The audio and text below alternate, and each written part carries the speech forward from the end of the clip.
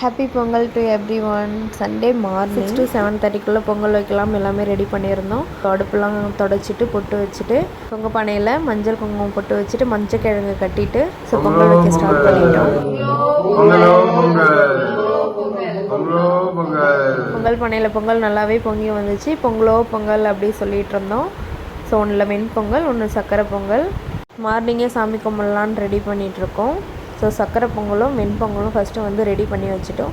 அதுக்கப்புறம் சாம்பார், வாழைக்காய் பொரியல், பூசணிக்காய் பொரியல், ரசம், பருப்பு பாயாசம், வடை, ஃபைனலாக அப்பளம் எல்லாமே ரெடி பண்ணிவிட்டு சாமி கும்பிட வந்துட்டோம். 9 to 10:30 சாமி கும்பிடலாம் டிசைட் பண்ணியிருந்தோம்.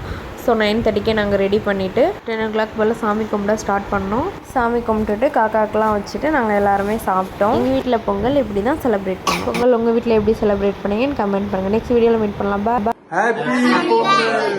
பொங்கலோ பொங்கல்.